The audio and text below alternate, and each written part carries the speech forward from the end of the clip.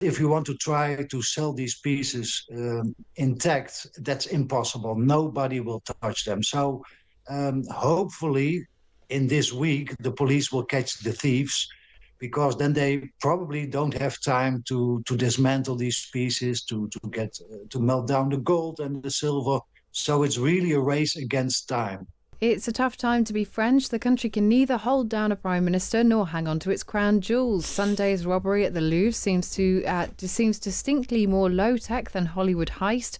David Chazan is in Paris for The Times. He said the robbery has exasperated those living there. What's got people in France most angry over this is A, it took place at 9:30 in the morning in broad daylight when visitors were already in the museum, and B, that these items are part of the French national heritage. So, I mean, the only comparison is if you can imagine somebody breaking into the Tower of London or Buckingham Palace and stealing the British crown jewels.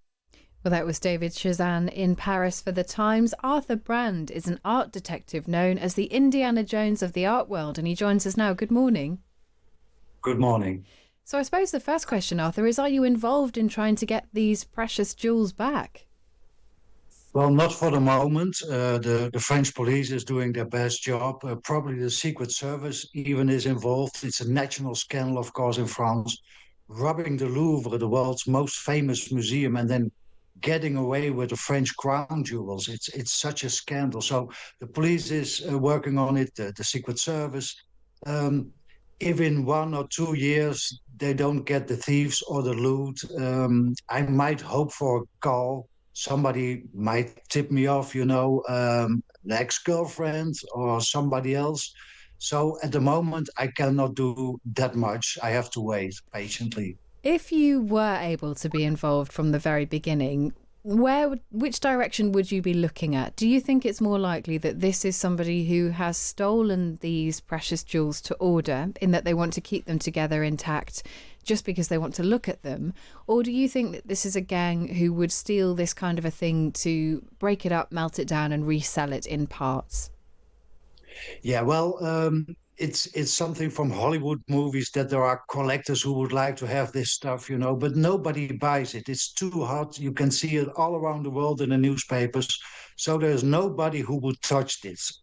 So the only way out of this is to dismantle these pieces, to take away the jewels, maybe cut them down a little bit, and to melt down the gold and the silver. That's the only way you can get rid of it, because a separate diamond, there is no lead to the Louvre. But if you want to try to sell these pieces intact, that's impossible. Nobody will touch them. So hopefully in this week, the police will catch the thieves, because then they probably don't have time to dismantle these pieces, to melt down the gold and the silver. So it's really a race against time. So they have a week to try and find these people. And we've been talking this morning as well, Arthur, about the fact that it was so brazen, that these guys seem to have just, driven a truck up to a window, stuck a big ladder up there and used angle grinders to get in. It says something about the lack of security, doesn't it? Absolutely. There was some construction work going on. These persons were disguised as construction workers. They took a mechanical ladder with them.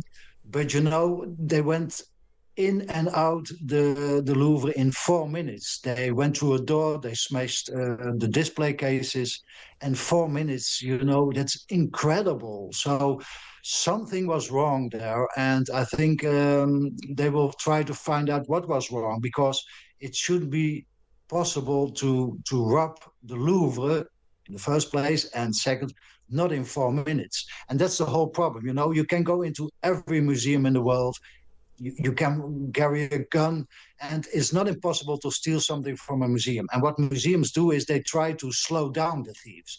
If the thieves come into a museum 3-4 weeks before to look at the cameras, the thickness of the glass, they know they have 5, 6, 7 minutes before the police would arrive.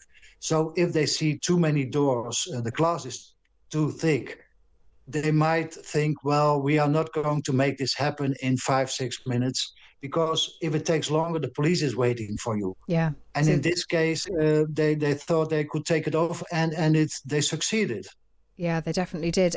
Just finally, Arthur, I think I'm right in saying that you've helped recover over 200 works of art. What's the best one? What was the best sort of chase, the best story that you have when it comes to recovering some of these things? I think I've written a book about it. It's called Hitler's Horses. That was my chase to find Hitler's favorite statues. Everybody thought them to be destroyed after World War II. And together with the German police, we managed to find them. It was a fight against neo-Nazis, old KGB spies. I think that's the best one. But each recovery has its own merit. The ring of Oscar Wilde, we recovered Dali, Picasso, Van Gogh. Each case is different, and I love them all. Well, I think you're like the Sherlock Holmes of the art world, nice. not the Indiana Jones, the Sherlock Holmes. We're promoting you, Arthur. Thank you very much. You're welcome. It's great to have Arthur Brand there on the programme, an art detective. And I suppose there's a lot of people keeping their fingers crossed that those precious jewels will be found intact. As Arthur says there, he reckons probably got about a week to try and find these guys before they will start breaking them up and melting them down. And I'm not a massive historical artefacts fan, but I think that would be pretty sad. Yeah, it would be really sad. It's sad to lose those sorts of things for sure.